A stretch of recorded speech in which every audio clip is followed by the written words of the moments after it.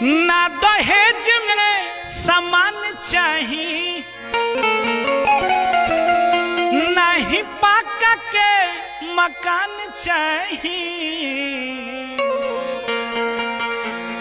ना दहेज में सामान चाहिए, ना ही पाका के मकान चाहिए। सुनी अगुआ महान बाटे के आरमान समधनिया जवान चाहिए। सुनी अगुआ महान बाटे के आरमान समधनिया जवान चाहिए। ना दहेज में सामान चाहिए,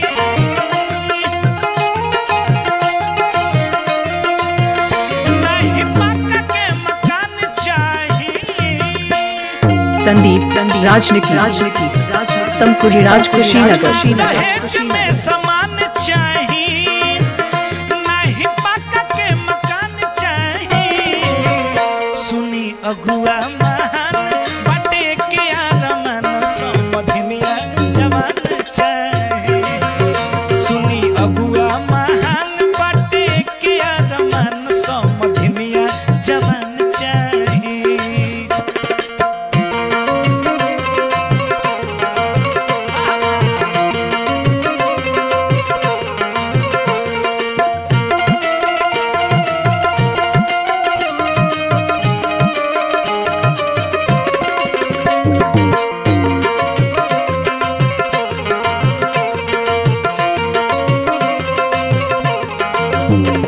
संदीप राजनिकी तमकुरी राज कुशीनगर।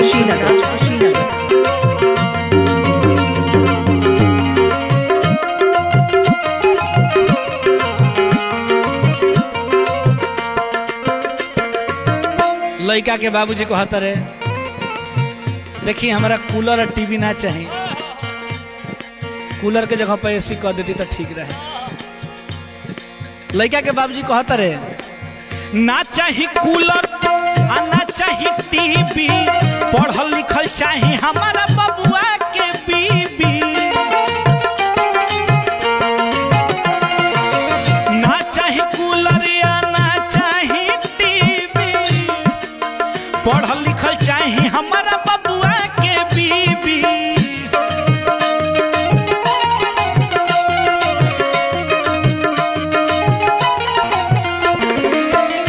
उनकर रूपवान चाहिए, उनकर गुणवान चाहिए।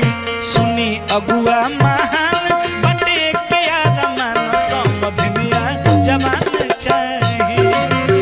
सुनी अगुआ महान बटे के आरमान समधनिया जवान चाहिए।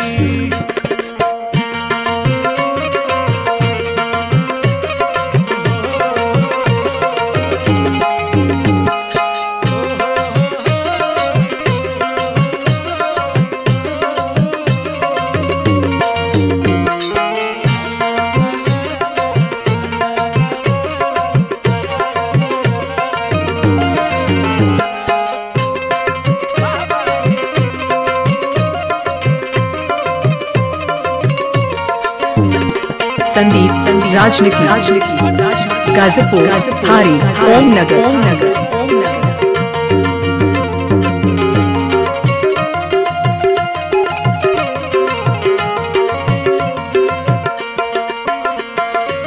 देखिए लड़का के बबुआ कहत रहे कि भले 2 रुपया कम दे, भले 2-4 लाख रुपया रुपया मत दी, लेकिन लड़की ऐसा चाहे कि अपना करेज में बसा के रखे हमारा बबुआ के।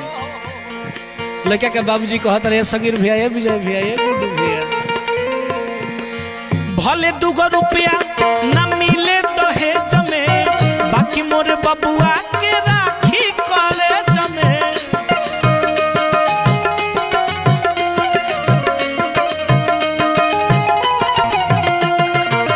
भले 2 रुपया न मिले दहेज में, बाकी मोर बबुआ के राखली करे जमे।